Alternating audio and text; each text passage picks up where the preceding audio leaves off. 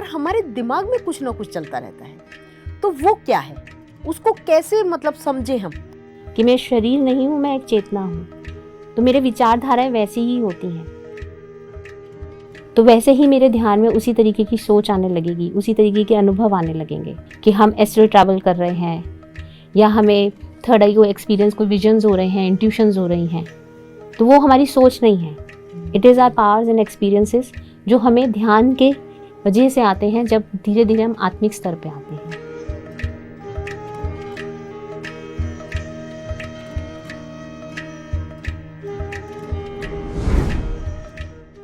Hello friends, आप सबका नमस्ते पीएमसी में एक बार फिर स्वागत है।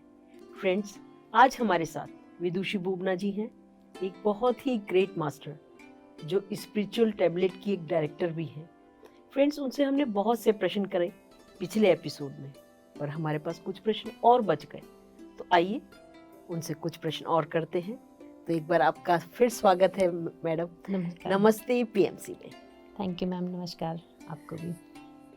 तो विदुषी जी, हमारे कुछ प्रश्न रह गए थे आपसे उस एपिसोड में, तो हम आपसे फिर एक बार इजाज़त चाहते हैं और प्रश्न करने की।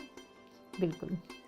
तो जैसे हमारे पास बहुत से हमारे विरोधाभास होते हैं, हमारे पास ये होता है कि हमको ऐसे जीना है, या हमको कुछ मतलब जीवन में विरोधाभास होते हैं ना कि ये करना चाहिए या ये नहीं। तो उनके साथ क्या ये हम मेडिटेशन में आने के बाद वो हमको एक्सरसाइज करना आसान हो जाता है क्या, विरोधाभासों में जीना? हाँ, बहुत हद तक नहीं, धीरे धीरे आप इसको सीख जाते हैं कि उस सिचुएशन को कैसे हैंडल करना है। क्योंकि जब हम ध्यान में नहीं होते तो हम हर चीज़ को लॉजिकल तरीके से देखते हैं, ये सही है गलत है, ज़्यादातर हम सही और गलत के मापदंड में चलते हैं। लेकिन जब हम ध्यान करने लगते हैं तो सबसे पहले हमें समझ में आता है सही गलत तो कुछ है ही नहीं। सारी चीज़ें एक समान है। ये सिर्फ एक सिचुएशन है, आपको कुछ सिखाने और समझाने के लिए आई है। तो विरोधाभास हमें जो पहले लगता था वो अब एक नॉर्मल सी सिचुएशन लगती है, और हमें वो हैंडल करने आ जाती है। एक लेसन लगता है, एक लेसन की तरह, और हमें वो सिचुएशन हैंडल। अब बहुत सारे लोग होते हैं जो ध्यान कर रहे हैं, लेकिन हम देखते हैं कि उनके परिवार में और लोग ध्यान नहीं कर रहे, या 10 जनों में से सिर्फ 4 जने कर रहे हैं, बाकी के 6 जने नहीं कर रहे। तो वो कुछ भी नहीं कह रहे, वो उन्हें सब कुछ नॉर्मल है। लेकिन किसी के लिए एक ही पर्सन बहुत चैलेंजिंग हो जाता है और बार बार उनके लिए सिचुएशन क्रिएट कर रहा है, तो ये लगता है कि ध्यानी होने के बाद भी हमारे लिए आ रहा है। तो पहले स्टार्टिंग में आपको लगेगा कि वो आप लॉजिकल माइंड से तो ये क्या हो रहा है, लेकिन धीरे धीरे आपको वो सिचुएशन इस तरह से लगेगी कि ठीक है, उसको अभी नहीं पता, अभी मुझे पता है, तो फिर मैं उसके जैसे कैसे बिहेव कर सकती हूँ। तो मैं अपने देखने का पर्सपेक्टिव, या मैं इस तरीके से सोचने लग जाऊंगी कि ये उसकी सोच है, तो उसकी सोच नहीं बदल सकती, लेकिन मेरी सोच क्या है मुझे पता है, तो मैं उसके जैसा क्यों सोचना शुरू करूं। उसे ऐसा लगता है तो वो उसका अच्छा है, लेकिन मुझे मालूम है मेरा सही क्या है, तो मैं उस तरीके से जी लूं। वहाँ यहाँ पे ये नहीं है कि मैं अपने ही डायरेक्शन में चलूं, दूसरों का नहीं सोचूं। सबका सोचना है, सबको साथ लेके चलना है। इसीलिए सबको ध्यान सिखाना जरूरी लगता है, जरूरी है भी, क्योंकि जब हम ध्यान सिखाते हैं और करते हैं तो आपके और मेरे विचारों में एकता आने लगेगी, हमारी ऊर्जा एक समान होने लगेगी, तो हम उस चीज़ को अच्छे से ग्रास्प, जो मैं आपको बता रही हूँ वो आपको समझ में आने लगेगा। तो वो विरोधाभास आपका एक्चुअली में विरोधाभास रहता ही नहीं है ध्यान में आने के बाद। तो इसे आप इस तरीके से, एग्जाम्पल कि जैसे बहुत लोगों को रिश्तों में, जैसे यंग गर्ल्स एंड बॉयज़, नए नए रिलेशनशिप क्रिएट होता है, तो नहीं मिले तो ऐसा लगता है कि ये क्या है, हम तो रह ही नहीं सकते, बात करे बिना नहीं रह सकते, मिले बिना नहीं रह सकते, कोई रोके या किसी को पता चल जाए और कुछ हो तो एकदम एग्रेशन आने लगता है। लेकिन टाइम के साथ जब उनकी उस रिलेशनशिप में मैच्योरिटी आती है तो वो सिचुएशन को एक्सेप्ट करने लगते हैं। वो कहने लगते हैं कि हाँ, इस वक्त ये प्रायोरिटी है, नहीं मिले तो क्या हुआ, हमारी बॉन्डिंग थोड़ी ना कम हो जाएगी। तो वो आपकी क्या है, वो मैच्योरिटी। ऐसे ही ध्यान में है, हम धीरे धीरे अपने ज़िंदगी में बैलेंस बनाना सीख जाते हैं।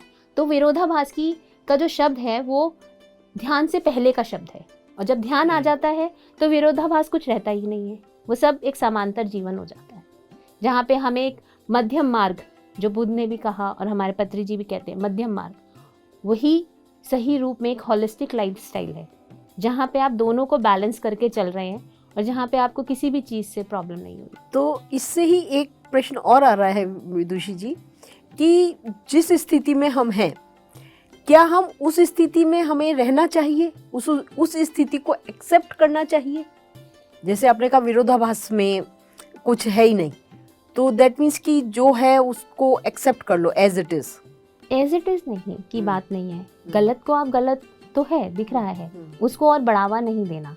लेकिन आपको ये पता है कि अगर मैं कुछ बोलूँगा तो वहाँ समझ नहीं आएगी, तो उसके लिए मुझे क्या करना है, उसे समझ कैसे आएगी? जब उसके अंदर उतनी ऊर्जा होगी उसे समझने की। तो हमें वहाँ पे ऊर्जा पे काम करना है, क्योंकि हम शब्दों में सिर्फ काम करेंगे और अपने विचारधारा को बदलना है।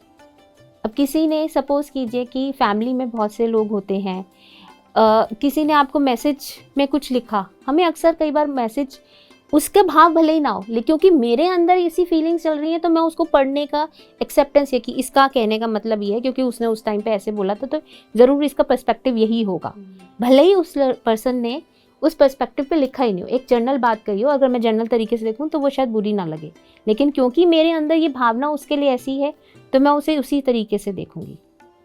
तो जब हमारी ऊर्जा बदलती है तो हमारी भावनाएं भी उसके साथ बदलने लगती हैं, हम नकारात्मक से सकारात्मक तक पहुंच जाते हैं। तो जब सकारात्मकताएं देखने में आने लगती हैं, पढ़ने में भी वही आती हैं, तो हमारे अनुभव भी उसी प्रकार हो जाते हैं। तो इन अनुभवों से जो हमारे जो विरोधाभास की बात है या सिचुएशन को एक्सेप्ट करने की बात है, या एक्सेप्टेंस नहीं अंडरस्टैंडिंग की बात है। एक्सेप्टेंस में तो आप गलत को तो नहीं कि आपको कोई कुछ गलत बात पे मार रहा है तो आप उसे एक्सेप्ट करो, नहीं, आप अंडरस्टैंडिंग लेकर आओगे। जब आपके अंदर अंडरस्टैंडिंग आ जाएगी तो एक्सेप्टेंस, सरेंडरेंस, ये सब नेचुरल चीज़ें। सबसे पहली चीज़ है अंडरस्टैंडिंग, और वो इसी से डेवलप हो सकती है जब आपके अंदर की खुद की ऊर्जा पूरी हो और ज्ञान साथ में हो, जो स्वाध्याय से मिलता है, सज्जन सांगत्य से मिलता है और ध्यान से मिलता है। ध्यान तो सब सर्वोपरि, तभी तो मैंने कहा ऊर्जा, आपकी ऊर्जा के साथ साथ ये चाहिए, ऊर्जा बढ़ेगी तो ध्यान से ही। बहुत सुंदर तरीके से कि हमको विरोधाभासों में कैसे जीना है, और एज इट इज का मतलब एज इट इज नहीं है, उसको समझना है, अंडरस्टैंड करना है। तो विदुषी जी, जैसे हमको बताया कि ध्यान में हम ज़्यादा से ज़्यादा ध्यान केंद्रित करते हैं, पर हमारे दिमाग में कुछ ना कुछ चलता रहता है, तो वो क्या है, उसको कैसे मतलब समझें हम? दिमाग को समझें या मन को समझें या श्वासों को समझें, क्या? यहाँ हमें कुछ समझना नहीं है, यहाँ हमें देखना है कि हमारी स्थिति क्या है।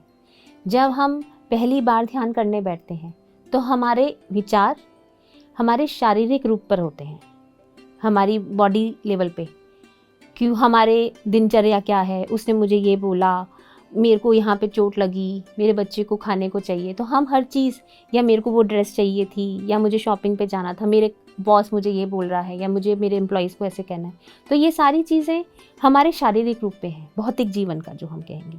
जब हम ध्यान की शुरुआत करते हैं वहाँ पे हमारे विचार ऐसे आने लगते हैं, लेकिन जब हम ध्यान में अपनी ऊर्जा को बढ़ाते हैं तो हमारे विचार वो धीरे धीरे सटल होके एक नए विचार आते हैं हमारे मन पर।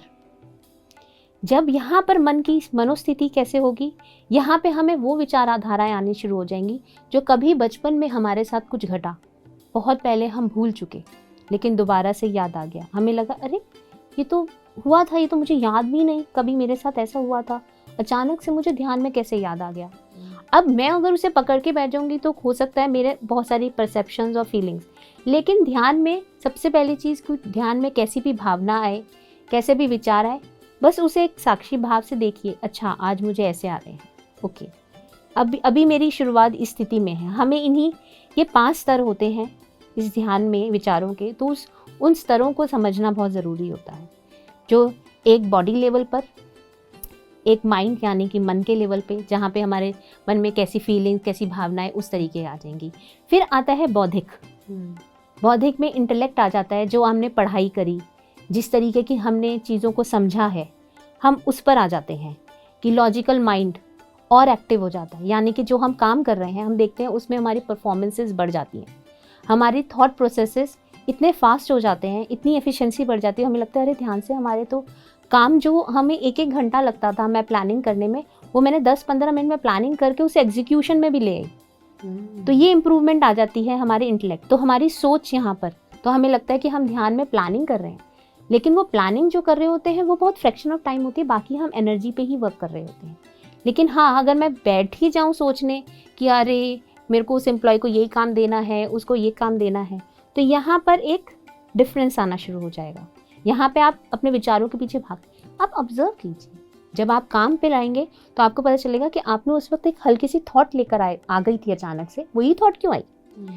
इंटेलेक्ट लेवल की वो थॉट आई, और आप जब उसे एग्जीक्यूशन करने बैठे तो उसके साथ एक सीरीज बन के आपका पूरा प्लान और स्ट्रक्चर आके आप सामने आ गया। जो हमारी प्लानिंग है, हम उसमें किस तरीके से हम जा रहे हैं, वो अपने आप ही इम्प्रूवमेंट की तरफ बढ़ती चली जाती है।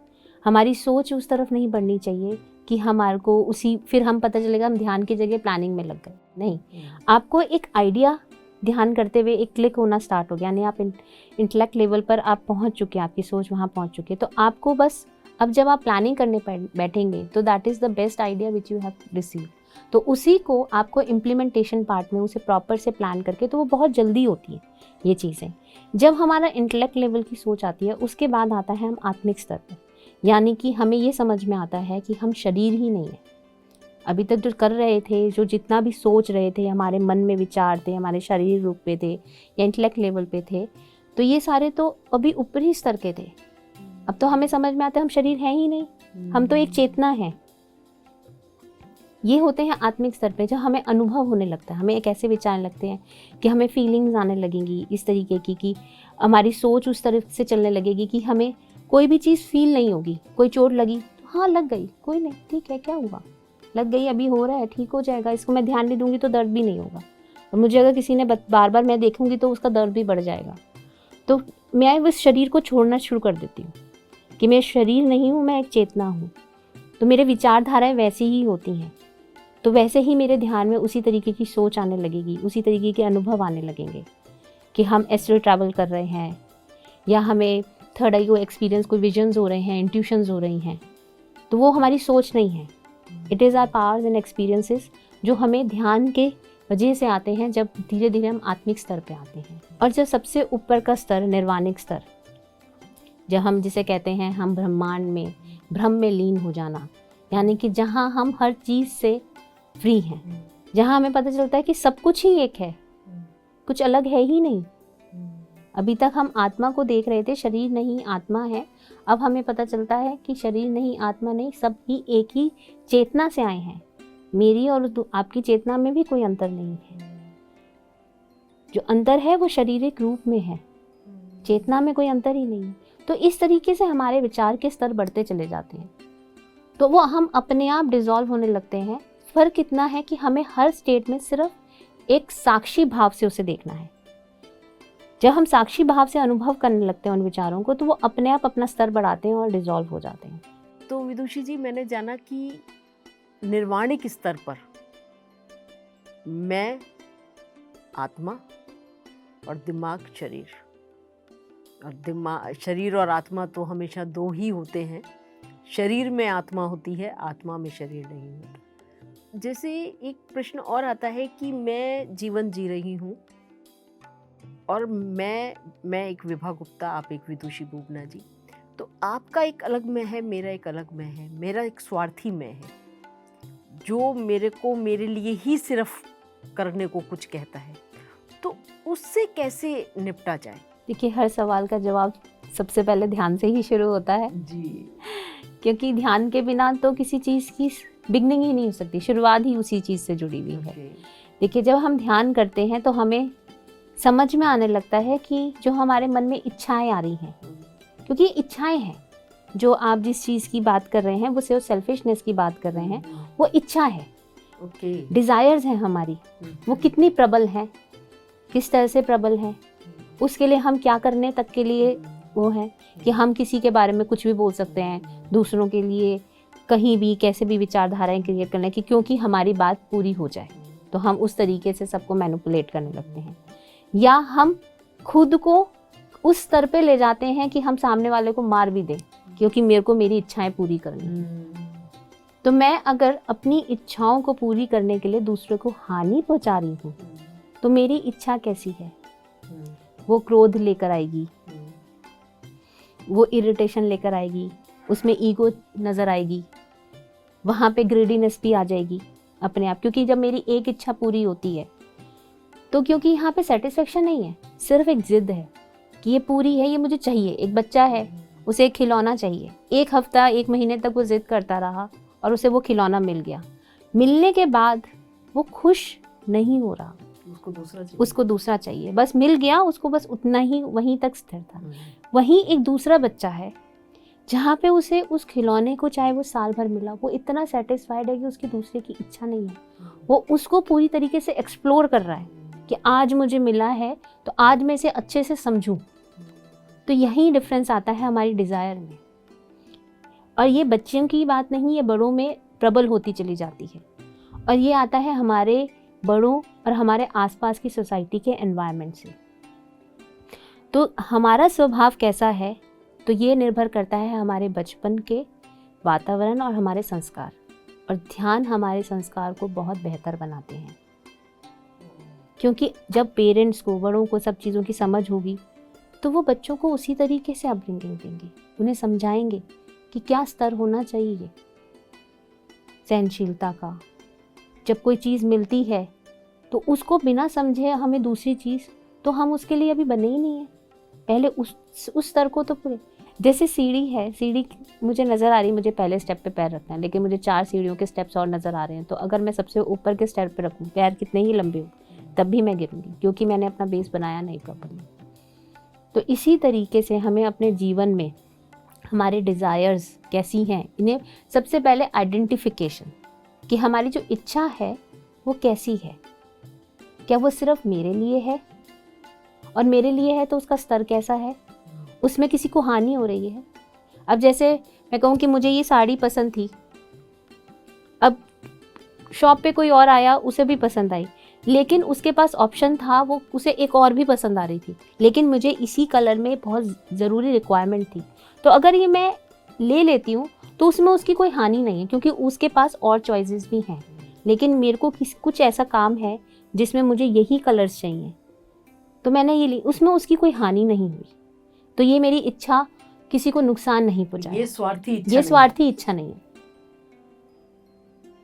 लेकिन हम जैसे होता है ना कि ये चीज़ मुझे चाहिए, उसके लिए हम सामने वाले को नुकसान तक पहुंचाने के स्तर पे पहुंच जाएं। और इस इच्छा में कितनी बार ऐसा होता है कि जब हमारी इच्छा पूरी नहीं होती और वही चीज़ दूसरे के पास हम देखते हैं, तो हमारे अंदर क्रोध की प्रबलता बढ़ती है, अक्सर बढ़ती चली जाती है। तो हमें हमारे इच्छा के स्तरों को देखना बहुत ज़रूरी है। कई बार हमारी इच्छाएं पूरी होने पर हमारे अंदर लालच की प्रबलता बढ़ जाती है। स्वार्थ जिसे आप कह रहे हैं, वो लालच में कन्वर्ट हो जाता है कि मुझे ये चाहिए, मुझे ये पसंद है, कोई और कैसे ले सकता है। तो मैं ये भी ले लिया, मैंने वो भी ले लिया, दूसरी तीसरी सारी जितना हो सके मेरे पास, मेरी पॉकेट में नहीं है, लेकिन मैं फिर भी, मेरा लालच ख़त्म नहीं हो रहा। किसी के पास कुछ ना जाए, सब कुछ मेरे पास आ जाए, उसके लिए मैं कुछ भी करने के लिए तैयार हूँ। तो अपनी इच्छाओं को आइडेंटिफाई करना, वो सिर्फ तब आता है जब हम ध्यान करते हैं। ध्यान करके हमारे अंदर एक सेटिस्फेक्शन लेवल बढ़ता है, क्योंकि हम धीरे धीरे अपने आप को शरीर के स्तर से ऊपर करने लगते हैं। हम इसकी महत्ता को समझते हैं कि इसकी महत्ता इसलिए है कि हमारी आत्मा, हमारी चेतना सिर्फ अनुभव इस शरीर में आके कर सकती है। अगर ये शरीर नहीं होगा, इसकी भी अपनी एक महत्ता है, लेकिन अगर ये शरीर नहीं होगा तो ये चेतना कभी भी अनुभव नहीं कर सकती। ये सारे सुख हो, दुख हो, खुशी, इंजॉयमेंट, कभी बहुत ज़्यादा अच्छा लगना, कभी बैठे बैठे कुछ समझ ही ना आना, ये सारे अनुभव सिर्फ शरीर के साथ हो सकते हैं। चेतना में कोई अनुभव ही नहीं है, वो परे है इन सब चीज़ों से। तो शरीर का अपना एक महत्व है, लेकिन कितना हम उसे इम्पोर्टेंस दे रहे हैं, ये हमारे ऊपर डिसाइड करते रहता है।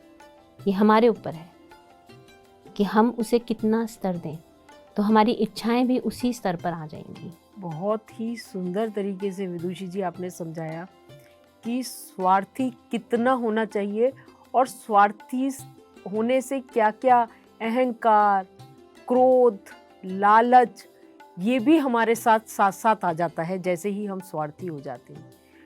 तो विदुषी जी, आध्यात्मिक वैज्ञानिक क्या होता है, स्पिरिचुअल साइंटिस्ट, उसको हम मतलब स्पिरिचुअल होना पता है, साइंटिस्ट होना भी पता है, पर स्पिरिचुअल साइंटिस्ट क्या होता है? बहुत ही खूबसूरत सवाल है आपका। साइंटिस्ट कौन होता है? सबसे पहले ये कि हम बचपन से सुनते हैं साइंस साइंस साइंस, विज्ञान, Yes. जहाँ पे लॉजिक्स होते हैं, जी। जहाँ ऑब्जर्वेशंस होती हैं, जहाँ एक्सपेरिमेंट्स होते हैं, उसके अकॉर्डिंग हम कंक्लूजन्स निकालते हैं, ये साइंस है। साइंटिस्ट भी उसी के बेस पे चलता है, वो एक्सपेरिमेंट करता है, ऑब्जर्व करता है, कंक्लूजन निकालते हैं। अब आते हैं हम स्पिरिचुअलिटी पे, आध्यात्मिकता। यहाँ पे हम स्पिरिट यानी अपनी आत्मा के स्तर पे जुड़ते हैं। लेकिन जब हम आत्मा और विज्ञान दोनों को एक साथ जोड़ देते हैं, यानी कि हमें जो ऊर्जा मिल रही है ध्यान करने से, वो क्या है? वो तो हम सोते हैं तब भी ऊर्जा मिलती है हमें, तभी हम दूसरे दिन का काम कर पाते हैं। और जब टायर्ड हो जाते हैं तो थोड़ा सा नैप लेते हैं तो हमें फिर से एनर्जी आती है। वो क्या है? वो अनकॉन्शियस तरीके से हम ऊर्जा को ग्रहण कर रहे हैं। तो वो कौन सी ऊर्जा है? वो है कॉस्मिक एनर्जी। इसको साइंस भी प्रूव करती है कि हाँ, वहाँ ऊर्जा है, तभी ये सारी ग्रेविटेशनल फोर्स कहे, बहुत तरीके की मस्कुलर फोर्स, ये सारी ऊर्जाएं ही तो हैं। एनर्जीज के डिफरेंट डिफरेंट फॉर्म्स जिन्हें हमने आइडेंटिफाई कर लिया ह्यूमन बीइंग के फॉर्म में। तो इन्हीं ऊर्जा, इसी तरीके से जो कॉस्मिक एनर्जी जब हम ध्यान में लेते हैं तो क्या होता है, हमारे शरीर की जो एथरिक बॉडी है उसमें जो पैचेस होते हैं वो क्लीन होने लगते हैं। तो ये एक साइंटिस्ट इस चीज़ को अनुभव, जब आपका साइंटिफिक माइंड होगा और स्पिरिचुअलिटी को आप जब ध्यान को और विज्ञान को लॉजिकल तरीके से जोड़ रहे हैं, तब आपको समझ में आएगा कि हाँ, ध्यान करने से मुझे क्या मिल रहा है। ध्यान करने से मेरी जो ब्लॉकेजेस, इमोशनल ब्लॉकेजेस मैंने क्रिएट कर लिए अब तक की लाइफ में, वो मेरी एथरिक बॉडी से निकल रहे हैं, वो धीरे धीरे क्लीन हो रहे हैं। तो मेरी बॉडी जो शुरू में शायद हैवीनेस फील होगी ध्यान करते हुए, बहुत ज़्यादा भारीपन, वो अब मुझे ऐसा लगने लगा मेरा जो शरीर है वो एक हल्का हो गया है, एक कागज़ की तरह, एक फेदर की तरह। अचानक से मुझे ऐसा लगने लगा कि मैं ध्यान कर रही हूँ तो मैं हुई नहीं, मेरी एग्जिस्टेंस ही नहीं है। वो क्यों हो रहा है? क्योंकि मेरी एथरिक बॉडी के पैचेस धीरे धीरे क्लीन हो गए और इस तरह पर हो जाए कि वो बिल्कुल क्लीन हो गए। हमारी एक नहीं, हमारी 7 बॉडीज़ होती हैं। हमारी फिजिकल बॉडी सबसे लोएस्ट लेवल पे होती है, जो उसके अलावा की हमारी 6 बॉडीज़ होती हैं वो ध्यान करने से एक्टिव होती हैं। और जब ये ध्यान हम करते हैं तो वो धीरे धीरे हमें समझ में आता है कि हम लॉजिकली उसको साइंटिफिकली ऑब्जर्व करते हैं, नए नए एक्सपेरिमेंट्स करके। अब लोग जब ध्यान करते हैं, उससे पहले भी जब सोते थे तो उन्हें ड्रीम्स आते थे, और जब हम ध्यान करते हैं तो हमें विजन्स, कई बार कुछ लोगों को विजन्स आते हैं, एक्सपीरियंस होता है कि हमें ये दिख रहा है, हमें फूल दिख रहे हैं, हमें कलर्स दिख रहे हैं। कईयों को सिर्फ महसूस होता है, आपको खुली आंखों से तो नहीं हो रहा वो अनुभव। हम यहाँ बैठे हैं और मुझे हिमालयाज़ दिख रहे हैं, ऐसा तो नहीं है ना। उसके लिए या तो मुझे टीवी खोलना पड़ेगा, अपना मोबाइल देख के यूट्यूब, या मुझे हिमालय जाना पड़ेगा, या मैं फ़ोटोग्राफ सीख सकती हूँ। लेकिन एक ध्यान एक ऐसी चीज़ है जिससे मैं ये अनुभव कर सकती हूँ, यानी मैं ऑब्जर्व कर सकती हूँ। और ध्यान जितना स्तर पे बढ़ता चला जाता है, मेरी बॉडी जिस स्तर पे पहुँच रही है कि मैं एथरिक बॉडी से कॉजल बॉडी में पहुँच गई, कॉजल से एस्ट्रल बॉडी में पहुँच गई, तो मैं एस्ट्रल ट्रैवल करना स्टार्ट कर दूँगी, मेरे अंदर से फियर्स ख़त्म हो जाएंगे। तो जब मैं एस्ट्रल ट्रैवल करूँगी तो मैं वहाँ जाकर, एस्ट्रल ट्रैवल का पर्पस क्या होता है? जब हम वहाँ जाकर उस ज्ञान को पालें, हिमालयाज़ कैसे हैं, वहाँ पे कैसी ऊर्जा है, वहाँ पे जो इतने सारे स्पिरिचुअल मास्टर्स हैं वो किस तरीके से वहाँ सर्वाइव कर रहे हैं, क्योंकि वो बॉडी कॉन्शियस में है ही नहीं, उन्हें ठंड का एहसास क्यों नहीं है। हमें तो यहाँ पे गर्मी का भी बहुत ज़्यादा एहसास होता है, ठंड का भी होता है। तो वो स्तर कैसे बढ़ता है? वो उस स्तर इसी तरीके से धीरे धीरे धीरे एक्सपांड करने लगता है। तो हमारा ये हम पे डिपेंड करता है कि हम इस चीज़ को किस तरीके से लेके जा रहे हैं। हर चीज़, हमारे देखने का नज़रिया, हमारे अनुभव, तो हम साइंटिफिकली सिर्फ स्पिरिचुअल होना है तो हम सिर्फ चेतना को देख रहे हैं। लेकिन अगर मैं सबको बताना चाहती हूँ कि आप ध्यान कीजिए, आपके जीवन में ये बदलाव आएगा, तो वो मैं तभी कर सकती हूँ जब मैं आपके लॉजिकल माइंड को टच कर सकूँ। और वो मैं नए नए एक्सपेरिमेंट्स करके कर सकती हूँ कि जब मुझे कुछ दिख रहा है या मुझे कोई इंट्यूशन हो रही है तो मैंने उसको इम्पोर्टेंस दी या नहीं। जब मैं उसे इम्पोर्टेंस दे रही हूँ तो मैं देख रही हूँ कि हाँ, जो मैंने कल मेरे को एकदम क्लिक हुआ कि मेरे घर में गेस्ट आने हैं अचानक से मुझे फ़ोन आता है और वही गेस्ट आ रहे हैं उन्हीं चीज़ों में, तो वो मुझे पहले से अनुभव हो गया था, मेरे को इंट्यूशन हो गई थी। तो ये एक अनुभव हुआ, एक्सपेरिमेंट हुआ करूँगी कि हाँ ये मेरी सोच थी या मेरा अनुभव था, लेकिन जब हुआ तो वो मेरे लिए एक्सपेरिमेंट बना। हाँ, ध्यान करने से मेरी इंट्यूशन स्ट्रांग हो सकती है, तो अगर मैं उस पर ध्यान दूँ तो मेरे आने वाला टाइम जो है वो बेहतर हो सकता है। यानी कि मैं अपने आज को सही तरीके से देख रही हूँ, अनुभव कर रही हूँ, तो मैं अपने फ्यूचर को अपने आप प्लान कर सकती हूँ उसी तरीके से। इग्नोर करूँगी तो प्लानिंग नहीं है, लेकिन अगर मैं अवेयरनेस में रह के उस पर ध्यान दूंगी तो मैं उसे प्लान कर सकती हूँ। तो ये तभी हो सकता है जब आप आध्यात्मिक वैज्ञानिक हो, वरना आप हर वक्त एक लीन तो रहेंगे, लेकिन आप अपने आसपास के एटमॉस्फेयर को अनुभव नहीं करेंगे। तो ये जो स्पिरिचुअल साइंटिस्ट का एक टेम्परामेंट हो गया मेरा, तो क्या मेरी डेली लाइफ में मैं इसे उपयोग में ला सकती हूँ? हम जब आध्यात्मिक साइंटिस्ट यानी कि वैज्ञानिक बन जाते हैं और वो टेम्परामेंट हमारा आ जाता है, तो हमारा जीवन बहुत सरल हो जाता है। इतना सरल कि हमने आज तक उस जीवन को उस तरीके से देखा ही नहीं होता। जैसे मेरे पास कहीं निकलने के लिए आधा घंटा है, आधा घंटा यानी 30 मिनट्स, अगर मैं एक कैलकुलेट करूं तो सेकंड्स में भी, तो वो और बढ़ गया। तो हम उसकी जगह हम क्या देखते हैं, सिर्फ आधा घंटा है, घंटे को मैं देखती रहती हूँ।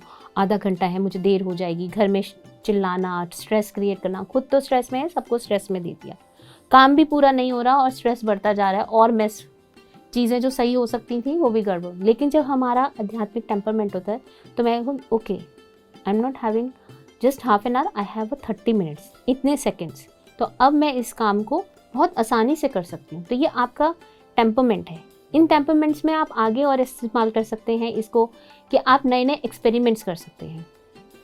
जैसे हमारे यहाँ PSSM की सोसाइटी में पिरामिड्स हैं, ये एक वो बहुत ही बड़ा इसे कहते हैं ना कि वरदान है जो हमें पत्री जी से मिला कि, और इसके हम नए नए एक्सपेरिमेंट्स, हम इसमें सामान रख के, खाने की चीज़ हो, अपनी कोई भी जो रोज़मर्रा की चीज़ें हों, आप रख के देखिए, उसका जो सेक्रेट एंगल है उसमें हमें वो चीज़ बिल्कुल ठीक मिलती है।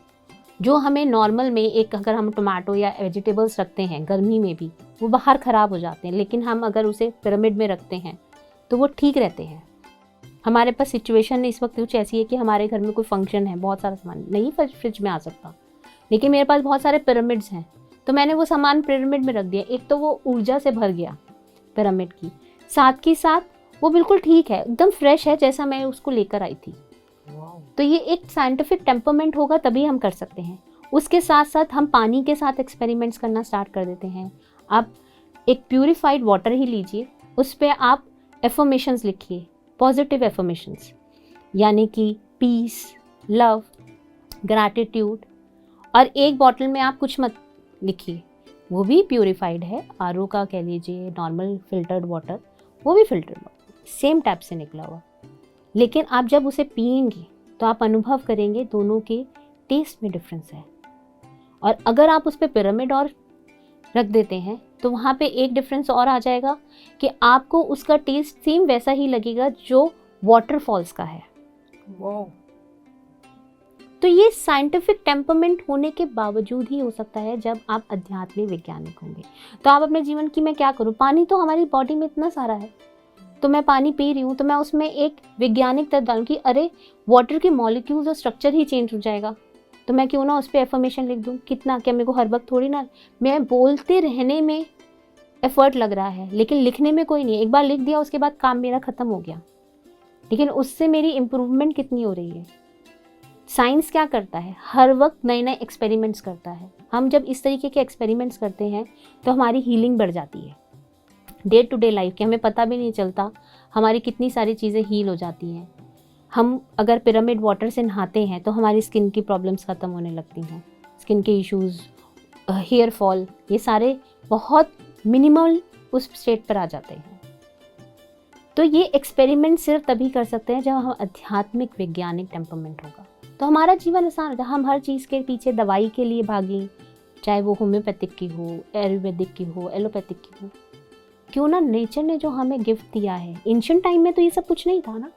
जब मनुष्य ने सिविलाइजेशन स्टार्ट करी थी, तो फिर वो कैसे सर्वाइव करता? तब तो कैंसर, डायलिसिस, ऐसी कोई भी चीज़ें नहीं थी, बीपी वगैरह कुछ नहीं था। क्या वो लोगों के पास तो और भी ज़्यादा फिजिकल काम था, फिर भी कितना स्ट्रेस था? क्योंकि वो स्पिरिचुअल साइंटिस्ट थे। क्यों इतने हज़ारों साल पहले इजिप्ट ने पिरामिड का निर्माण किया? एक सेकंड, क्योंकि they all are spiritual scientist, जिसको आज हम अनुभव करके अपने जीवन में लेकर आ रहे हैं। कैसे उन लोगों ने स्टार्स को, उनके पास तो टेलीस्कोप नहीं था, फिर भी उन्होंने दूरियां नाप ली। जो हमारे इवन हमारे डे टू डे में अगर हम देखें तो हमारे हनुमान चालीसा में भी डिस्टेंस बता रखा है।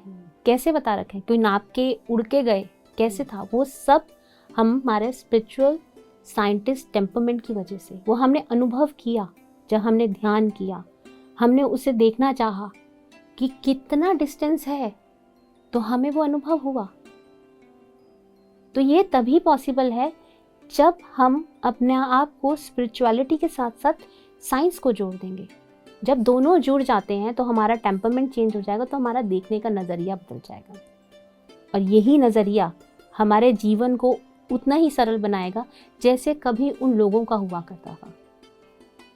वहाँ कभी भागदौड़ नहीं थी, लेकिन सब कुछ था, अबंडेंस में था, आज भी है। लेकिन जब हम वो टेम्परमेंट ले आते हैं तो हमें हर चीज़ अबंडेंस में दिखती है। मतलब कि हमको अपना टेम्परामेंट चेंज करना है। अगर जिस दिन हमारा टेम्परामेंट एक साइंटिस्ट से स्पिरिचुअल साइंटिस्ट का हो जाएगा, तब हमारे लिए सब कुछ सरल हो जाएगा। तो विदुषी जी, आपसे एक प्रश्न और है मेरा कि हमारे आंतरिक और बाह्य सेटिस्फेक्शन में क्या डिफरेंस है? मतलब सेटिस्फेक्शन तो सेटिस्फेक्शन होता है, पर कभी हम कहते हैं हमारा इनर सेटिस्फेक्शन, कभी हम कहते हैं आउटर सेटिस्फेक्शन। क्या डिफरेंस है दोनों में, और क्या होना इम्पोर्टेंट है दोनों में से? इनर सेटिस्फेक्शन, क्योंकि इनर सेटिस्फेक्शन नहीं होगा तो बाहरी रूप पे सेटिस्फेक्शन आपको नज़र भी नहीं आएगा। मैं अंदर से खुश नहीं हूँ तो मैं कितना ही दिखावा कर लूँ, मेरे चेहरे पे उसकी झलक कभी ना कभी आपको नज़र आ ही जाएगी। हम कितने मास्क पहन सकते हैं? बहुत सारे पहन सकते हैं, लेकिन कोई ना कोई नज़र ऐसी मिलेगी जो आपके अंतर्मन को देख लेगी, क्योंकि वो खुद के अंतर्मन में जा चुकी है।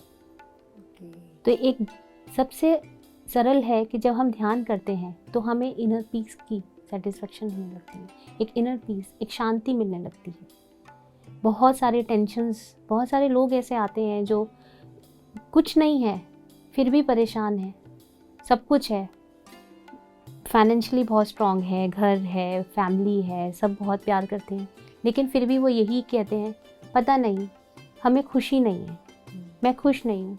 क्यों? क्योंकि वो अभी तक समझ ही नहीं पाए कि खुशी बाहरी रूप में है ही नहीं, वो तो आंतरिक है। उन्होंने कभी भीतर जाके देखा ही नहीं, आँख बंद करके अपने आप को मनन ही नहीं किया कि मैं कौन हूँ, मेरी असली खुशी और मेरी असली इच्छाएं क्या हैं। उन्हें अच्छा लगता है जब वो किसी को कुछ समझाते हैं, बताते हैं, उनके जीवन में कोई खुशी लाते हैं, लेकिन वो पल भर की लगती है उन्हें लगता है हाँ बता दिया, ये खुशी मिली, लेकिन आज क्या, अब मैं क्या करूं? वो तो तभी थी, किसी ने पूछ लिया और मैंने बता दिया, लेकिन मैं हर वक्त तो मैं किसी के पीछे नहीं जा सकती, मैं क्या करूं? जब हम ध्यान करते हैं तो वो क्या करूं हट जाता है, मैं कौन हूं हट जाता है, वो कहाँ गया वो हट जाता है। वो एक बहुत ही सरल तरीके से आपके जीवन में एक संतुष्टि लेकर आता है कि जो है उसको कैसे एंजॉय करना है।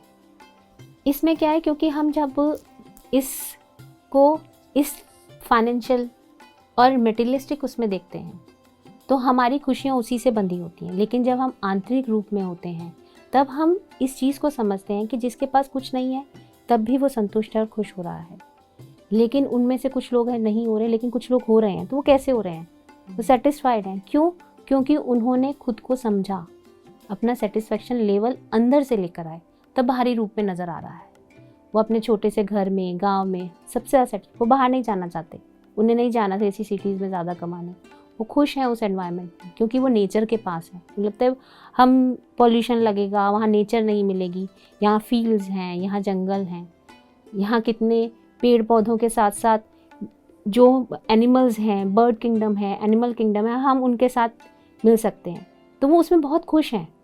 आदिवासी क्यों नहीं निकल कर आते? वो इसीलिए नहीं आते क्योंकि वो इनर पीस को फील करते हैं। वो कभी भी सोसाइटीज़ में जाना पसंद नहीं करते, लोगों से बिल्कुल इंटरेक्ट नहीं करते। क्यों? क्योंकि वो नेचर के बहुत करीब महसूस करते हैं अपने आप को।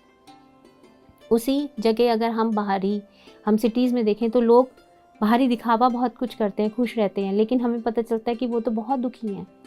क्यों? क्योंकि उनका इनर पीस ही नहीं है। लेकिन जब हम ध्यान करते हैं, लोगों के अनुभव सुनते हैं, तो हमें समझ में आता है कि इनर पीस धीरे धीरे किस तरह से गैदर करना है, कैसे स्टोर होता है। जब आपको अंदर से आपको पता चलता है, आप अपने इमोशंस को आइडेंटिफाई करते हो कि कोई मेरे साथ है, लेकिन वो दिख तो रहा है मेरे साथ, लेकिन वो मेरे को इम्पोर्टेंस नहीं दे रहा। इम्पोर्टेंस इन द सेंस कि हम दोनों क्वालिटी टाइम तो स्पेंड ही नहीं कर रहे, तो इसीलिए मुझे खुशी नहीं है। लेकिन हम दोनों साथ हैं। हमें लगता था आज तक कि हम दोनों के साथ होना ही बहुत है, लेकिन जब मैं क्वालिटी टाइम हम दोनों एक दूसरे को देने लगे तो हमें लगा कि हम दोनों कितने सेटिस्फाई रहने लगे, हमारा इनर पीस क्रिएट हो गया। वो जब हम ध्यान करते हैं तो हम ये आइडेंटिफाई करते हैं, तो अभी हम इम्प्रूव कर सकते हैं। तो एक ध्यानी के जीवन में जब ध्यान करना शुरू करता है तो सबसे पहला काम जो उसका शुरू होता है वो है आइडेंटिफिकेशन। यही आइडेंटिफिकेशन आपको आगे आपकी ग्रोथ में हर तरीके से हेल्प करता है। तो आपकी इनर सेटिस्फेक्शन भी बढ़ेगी, इनर सेटिस्फेक्शन बढ़ेगी और साथ ही साथ आपकी आउटर सेटिस्फेक्शन सबको नज़र आने लगेगी, रिजेंबल करने लगेगा। तो कुछ अंतर नहीं है, जो भीतर है वही बाहर है। आप फेस कितने ही पहन लें, लेकिन वो बाहर नज़र आएगा ही आएगा।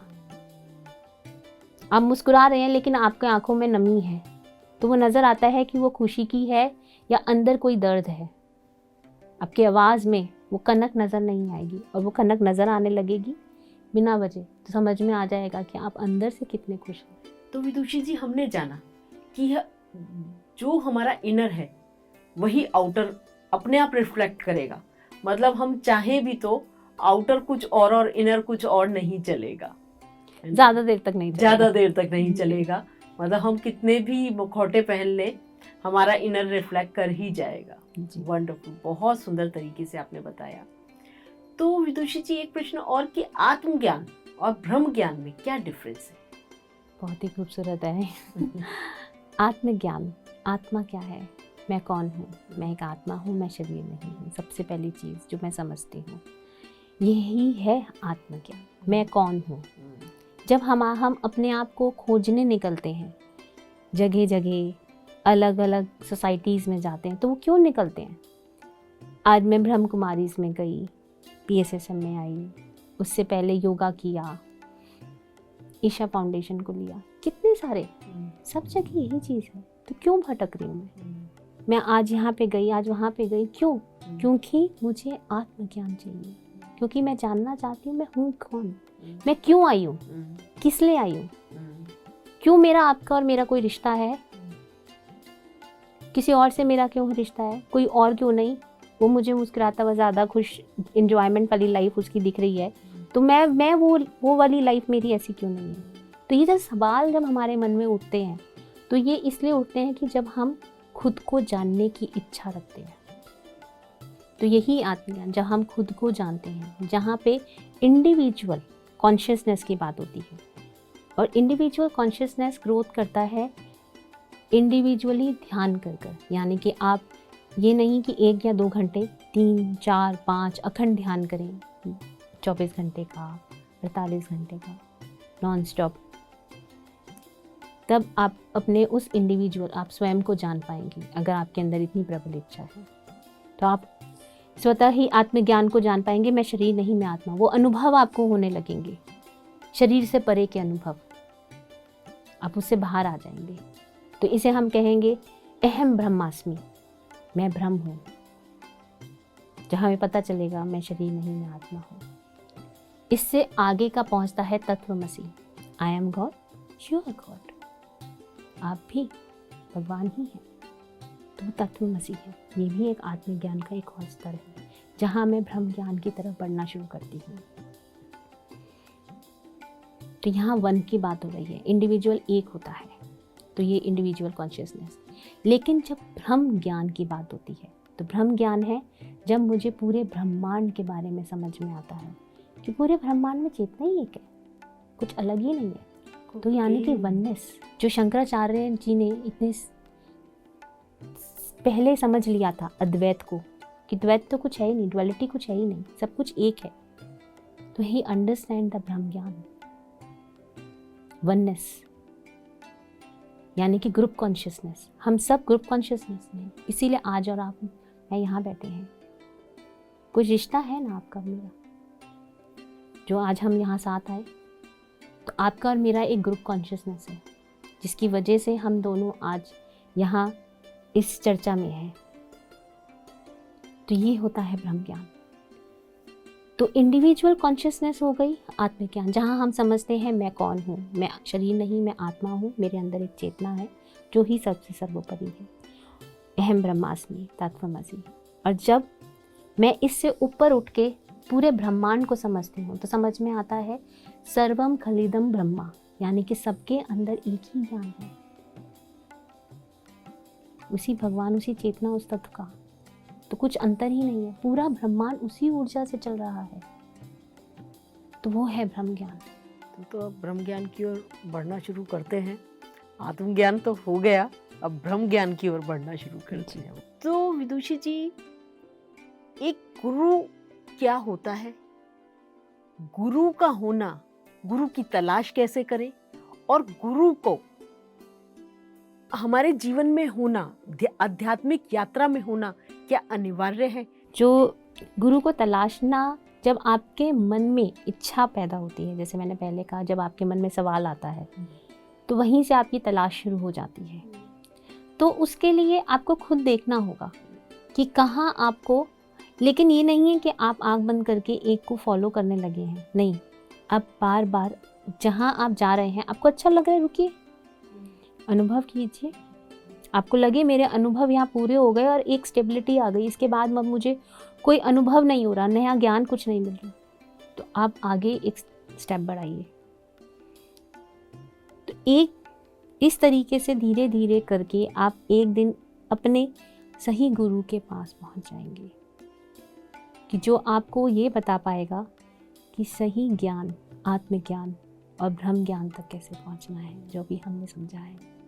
आपकी इस बात से मुझे महात्मा बुद्ध जी का वो कॉन्सेप्ट याद आ गया कि जब उन्होंने अपनी ध्यान यात्रा प्रारंभ करी तो वो कितने गुरु, 6 गुरु शायद, 6 गुरुओं के पास गए थे, तब जाकर उनको मतलब हर एक के पास ज़्यादा और ज़्यादा ज्ञान ज्ञान ज्ञान आगे, कि अब मेरे पास यहाँ पर कंप्लीट हो गया, फिर वो आगे गए, फिर कंप्लीट हो गया। तो मैं आपकी बात से यही समझ पाई कि ये नहीं कि कोई मिला और आप वहीं स्टॉप हो गए कि बस मिल गया। अगर आपको लगता है कि गुरु किस लिए चाहिए, ज्ञान पाने के लिए, तो ये हमारे ऊपर भी है कि हम, जो इच्छा हमारे अंदर इतनी प्रबल होनी चाहिए कि हम अपने गुरु से वो पूरा ज्ञान लें। जो आपने बुद्ध जी का एग्जाम्पल दिया है वो बिल्कुल बहुत सही अप्रोप्रिएट है, कि बुद्ध जी जो बदले आगे आगे गए, उनके पास तो ऑलरेडी गुरुओं के पास सारे शिष्य थे, लेकिन उन्होंने अपना सारा ज्ञान सिर्फ सिद्धार्थ को ही दिया, जैसे बुद्ध बनने की जर्नी के लिए। क्यों? क्योंकि उनकी इच्छा बहुत प्रबल थी। तो अगर हमारे अंदर इच्छा गुरु को पाने की प्रबल होगी, तो जो भी गुरु हमारे जीवन में आएगा वो अपना पूर्ण ज्ञान आपको, तो आप भी उतने ही समर्पित होने चाहिए जितना आपका गुरु। क्यों? गुरु समर्पित सिर्फ आपकी प्रबल इच्छा पे होता है, कि आपके अंदर उस डिज़ायर की वाइब्रेशंस क्रिएट होनी चाहिए, जो आपको वो गुरु के आगे वो प्रूफ हो जाता है कि हाँ, इसके अंदर वो ज्ञान पाने की इतनी इच्छा है, वो उस स्तर पे पहुंचना चाहता है, तो मैं उसे अपना पूर्ण ज्ञान अर्पित कर दूं। और एक दिन गुरु खुद ही कह देगा कि मेरे पास इतना ही था, आपकी इच्छा और ज़्यादा होगी तो आप उससे आगे बढ़ने के लिए हमेशा तत्पर रहोगे, मुझे और ज्ञान चाहिए, मैं और जानना चाहता हूँ इसको। तो गुरु जब कह देगा कि मेरे अंदर सब कुछ अर्पित कर दे, तो आप आगे बढ़ जाएंगे। वहाँ गुरु से अटैचमेंट नहीं करनी कि मैं इनको छोड़ कैसे सकता हूँ, ये तो मेरे गुरु हैं। आप छोड़ तो कुछ रहे नहीं, ज्ञान को पा लिया तो गुरु तो आपके अंदर समा गया। तो गुरु कोई सा भी नहीं छूटता, गुरु तो सदा आपके साथ चलता है उस ज्ञान के साथ। तो वही गुरु को पाना है। एक दिन आप अपने सही रूप स्वरूप को समझ पाएंगे और उस गुरु को पा लेंगे। वो गुरु भीतर ही आपके बैठा है। एक्चुअली में आपका गुरु आपकी चेतना ही है, जिसे पूरा ज्ञान है, जिसे आत्मज्ञान भी है और जिसे ब्रह्म ज्ञान भी है। तो वो जब पूर्ण जान जाएगी, समझ जाएंगे, और वो बाहरी रूप के गुरु आपको उस ज्ञान तक ले जाने में मदद कर सकते हैं। ये प्रश्न का उत्तर मेरा रह गया विदुषी जी, क्या गुरु का हमारे आध्यात्मिक यात्रा में होना अनिवार्य है? अनिवार्य इस तरीके से है कि हम जो सोच रहे हैं या हमें जो ज्ञान हमने अर्जित किया, क्या वो सही रूप है? वरना तो हम अपनी इंटरप्रिटेशंस खुद ही करेंगे, हमारे सवाल भी खुद उत्पन्न होंगे और उनका जवाब भी हमारे भीतर होता है। लेकिन क्या हम अपने भीतर के जवाबों को आइडेंटिफाई कर पा रहे हैं? तो वो जो पहले से गुरु हैं वो हमें बता सकते हैं, उनसे हमें हेल्प मिल सकती है। वो हमारे गाइड हैं एक्चुअली, जो हमें हमारी ग्रोथ में हेल्प करते हैं। अत्पत्री सर हमें अपने छोटे छोटे कंसेप्ट्स बताते हैं, लेकिन उनकी गहराई कितनी बड़ी होती है, लेकिन हमारे उस एक कंसेप्ट में कितने सारे उत्तरों का सम्माहन होता है। तो इस तरीके के जब गुरु हमारे जीवन में आता है तो हमारी प्रोग्रेस बढ़ जाती है, हमारा एवोल्यूशन प्रोसेस बढ़ जाता है, तो हम अपनी चेतना के और करीब पहुंच जाते हैं, स्वयं को समझने लगते हैं और अच्छी तरीके से। और जब हम स्वयं को अच्छे रूप में समझ जाएंगे तो सामने जो है उसको भी समझ जाएंगे। आपने गुरु के कॉन्सेप्ट को इतने सुंदर तरीके से विदुषी जी बताया है ना कि व्यूअर्स, हम सबको तो मेरा ख्याल समझ में आ ही गया है कि गुरु क्यों चाहिए और गुरु की अनिवार्यता क्या है हमारे जीवन में और गुरु का रोल क्या है।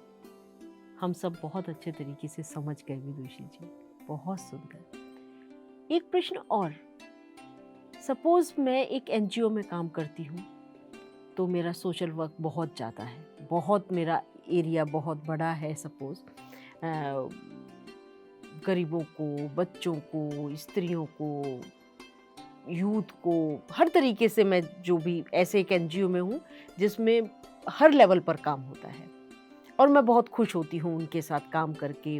उनके चेहरे पर जब वो सेटिस्फेक्शन का भाव देखकर मेरे को बहुत ऐसा फील होता है कि जैसे मेरे को आत्मिक संतुष्टि मिली है।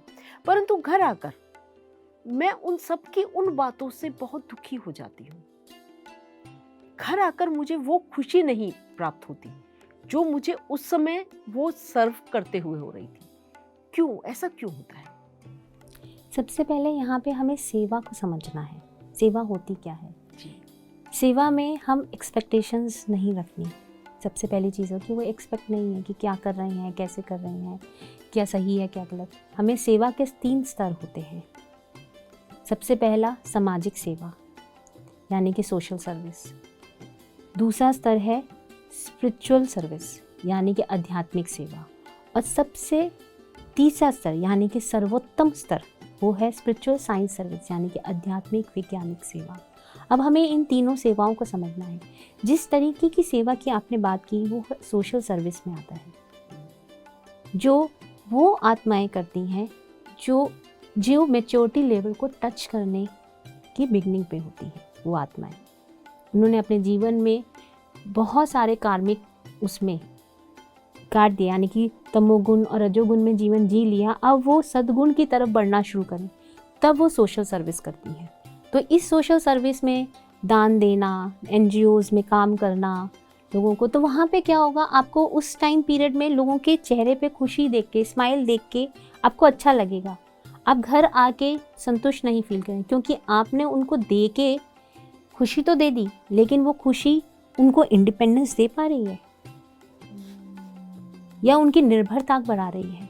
उन्हें खाने को नहीं मिल रहा, आज आप उन्हें रोज़ खाना दे रहे हैं, तो वो कोशिश ही नहीं कर रहे कि उन्हें खाना पकाएं कैसे, क्योंकि आप तो उन्हें खाना बना के दे रहे हैं, सिर्फ उन्हें खाना है।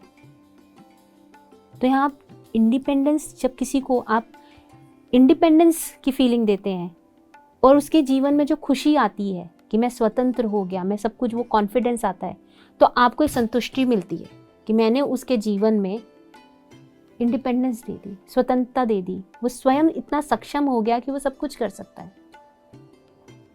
वो स्तर होता है आध्यात्मिक वैज्ञानिक सेवा में। इन दोनों के बीच की जो सेवा है वो है स्पिरिचुअल सर्विस, यानी कि जो मंदिरों में हम भगवान के उस पर, मंदिर हैं, मस्जिद हैं, गुरुद्वारे हैं, सब जगह होती है सेवा, बिल्कुल निश्चल भाव से होती है, उसमें कोई वो नहीं है। वहाँ पे हम कुछ स्तर पर हम क्या लोगों के अंदर आध्यात्मिकता से जोड़ रहे हैं। ये जो सेवा कर रहे हैं ये भगवान के लिए कर रहे हो, जो आप कर रहे हो भगवान के लिए। यानी भगवान कौन है? वो सर्वोत्तम उच्च चेतना है जो आप ही के भीतर बैठी है। तो आप कहीं ना कहीं उनको इस बात के लिए समझा रहे हो कि आपको जो भी कार्य करना है उस चेतना के लिए करना है, वो अपनी उस हायर सेल्फ के लिए करना है, उस पूर्णात्मा के लिए करना है जो सर्वोच्च है। वो इंडिकेशंस देना स्टार्ट करती है आपकी लाइफ में, वो होती है आध्यात्मिक सेवा। लेकिन जब आप स्पिरिचुअल साइंस सर्विस को समझते हो, यानी कि आध्यात्मिक वैज्ञानिक सेवा, यहाँ पे आप ध्यान सीखते ही, आत्मज्ञान को समझते ही आप सबको ध्यान सिखाना शुरू करें, क्योंकि आपको समझ में आया कि ध्यान सीखते ही आपके अंदर एक स्वतंत्रता के उजाला आ गया जो कहीं खोया हुआ था। आप जॉब कर रहे हो, इंडिपेंडेंट हो, दिखने में कॉन्फिडेंस है, लेकिन आप अपनी लाइफ में डिसीजंस नहीं ले पा रहे हो, उसके लिए डिपेंडेंसी है, तो आप इंडिपेंडेंट नहीं हो। छोटे छोटे डिसीजंस के लिए आप डिपेंड हो, आपकी अर्निंग है लेकिन डिपेंडेंसी तो मेंटेन है, आप अंदर से तो इंडिपेंडेंट नहीं हो। क्यों? क्योंकि आप फियरलेस नहीं हो, डर है आपके पीछे, इनसिक्योरिटीज़ है। वो सब तब ही ख़त्म होगी जब हम ध्यान करते हैं। जब हम ध्यान करते हैं और उसके साथ हम जब दूसरों को ध्यान सिखाना शुरू करते हैं और उनके जीवन में जब बदलाव आता है, ध्यान करना, ध्यान से जुड़ी सही किताबें लोगों को देना। अब सपोज़ कीजिए कि एक व्यक्ति है, उसने ध्यान करना तो शुरू कर दिया, वो उसमें आगे बढ़ना चाहता है, तो वो आगे बढ़ने के लिए उसे स्वाध्याय करना पड़ेगा, किताबें, सही किताबें पढ़, लेकिन उसके पास इतनी मनी नहीं है, इतना फाइनेंशियली स्ट्रांग नहीं है कि वो किताबें खरीद पाए। उसको वो बुक्स अवेलेबल कराना, वो भी आध्यात्मिक वैज्ञानिक सेवा का एक पार्ट है। जब आप उसे किताबें देते हैं, वो उसको पढ़ता है, तो उसका जब उत्थान होता है, उसके अंदर जो एक उजाला जागृत होता है, वो जान पाता है स्वयं को, दूसरों को, इस वातावरण को, इस ऊर्जा को जो सब में एक समान है, तो वो जो उसकी इंडिपेंडेंस है वो आपको सेटिस्फेक्शन देती है। वाओ, आज वो खुश है, वो हर समय खुश है, वो सिर्फ उसी समय खाना खाने पे खुश नहीं है, वो हर समय उस ब्लिस में रह रहा है, तो वो आपको भी ब्लिस की फीलिंग देगा। कोई पिरामिड लगवाना चाहता है लेकिन नहीं लगवा सकता, उस तक आप पिरामिड पहुंचाएं।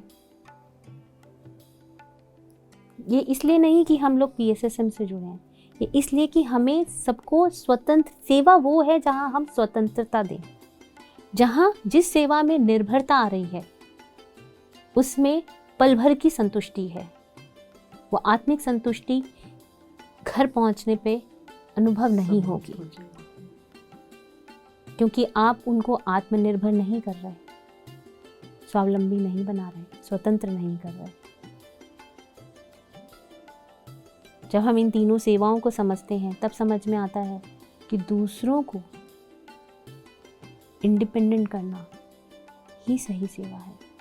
जैसे कि गरीब बच्चे हैं, उनके पास साधन नहीं है पढ़ने का, आप उन्हें पढ़ा रहे हैं, आपको एक सेटिस्फेक्शन, लेकिन उसके साथ जब आप उन्हें ध्यान कराते हैं, राह में क्या चीज़ कैसे चुननी है, जब हम ध्यान करते हैं, स्वाध्याय, अच्छी अच्छी कहानियाँ, जहाँ पे जैसे बुद्ध से जुड़ी हुई, ओशो की हो गई, हम जब छोटी छोटी कहानियाँ उन्हें समझाकर उन्हें सही स्पिरिचुअल पाथ दिखाते हैं, तो अपने जीवन में जब उनका वो सिचुएशंस आती हैं तो वो उसे सही तरीके से समझकर डिसीजंस ले पाते हैं, तो वो आत्मनिर्भर बन रहे हैं।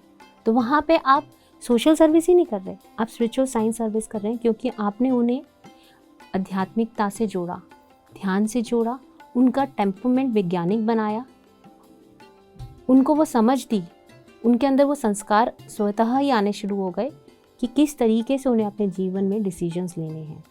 बहुत ही धीमे, सरल और बढ़िया तरीके से आपने हमको समझाया कि सेवा कौन सी हमारे लिए असल में हमारी अपने आत्मा के लिए, उसकी जागरूकता के लिए कौन सी सेवा सबसे ज़्यादा ज़रूरी है।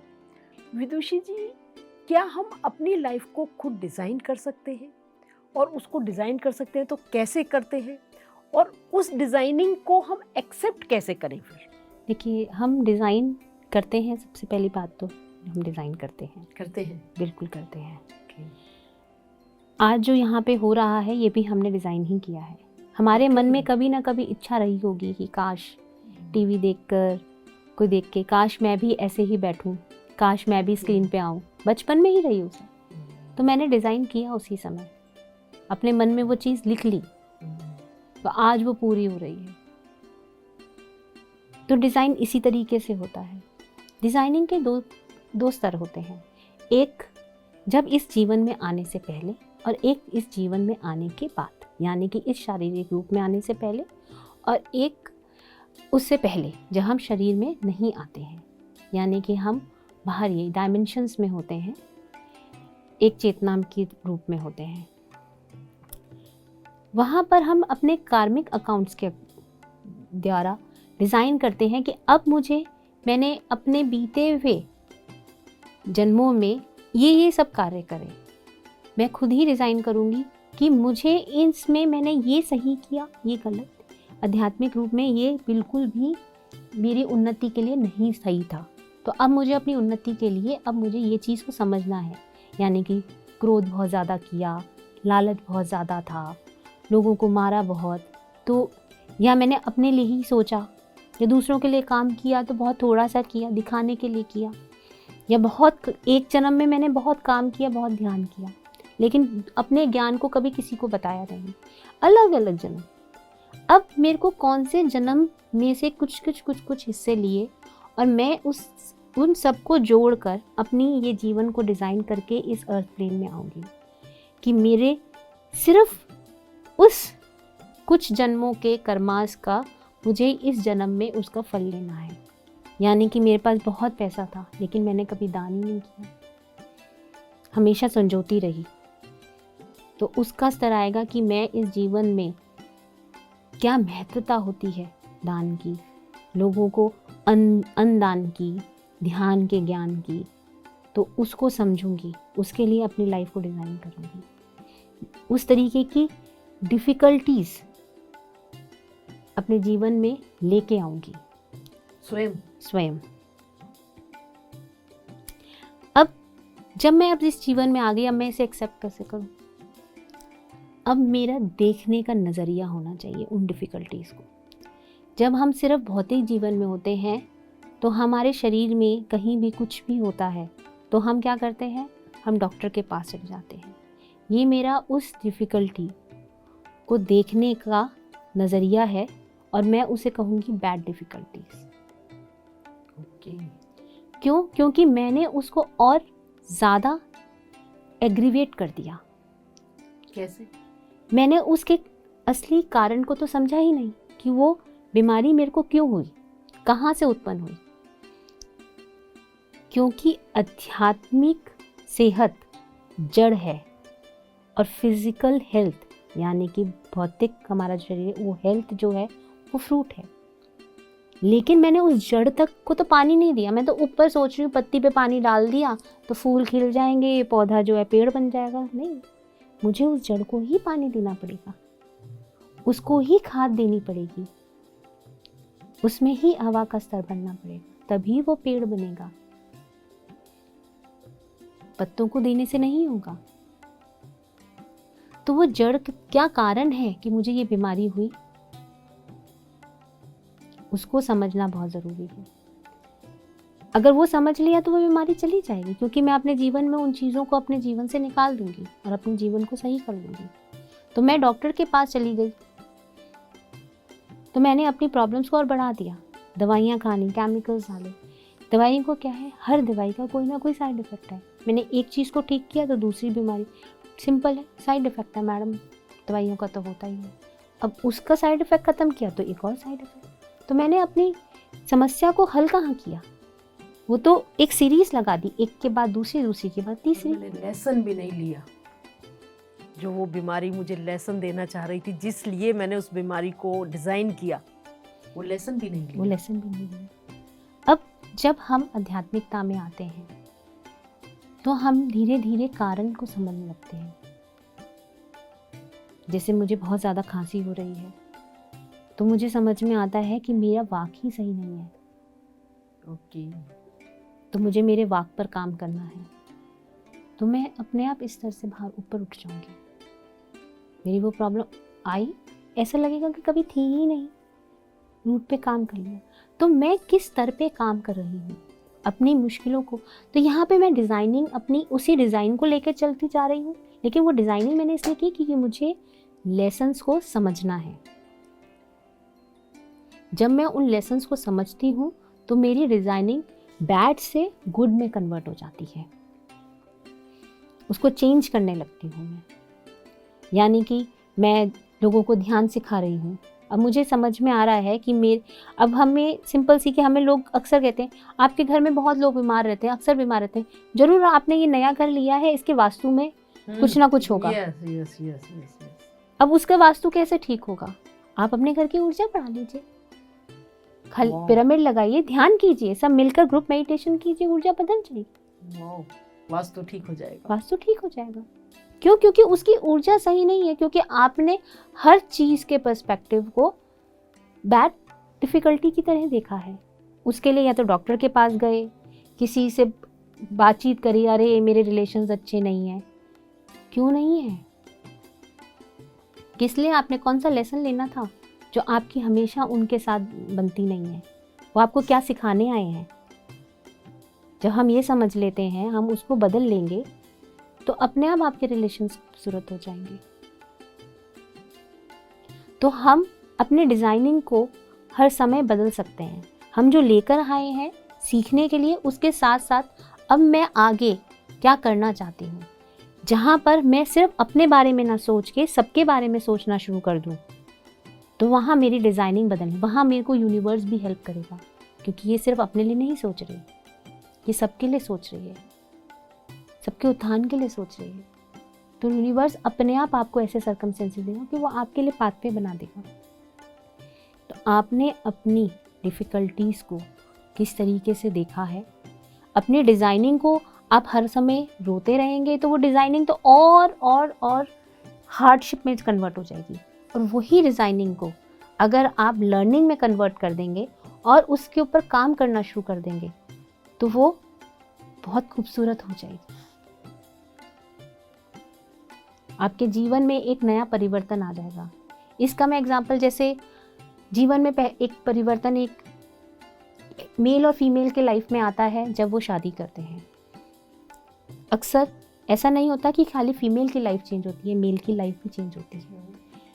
बहुत सारी चीज़ें डिफरेंट होती हैं जो हम सिनेमेटिक तरीके से देखते हैं कि बहुत खूबसूरत है बहुत, लेकिन जब हम रियलिटी में जाते हैं तो बहुत सारी रिस्पॉन्सिबिलिटीज़ फील करने लगते हैं।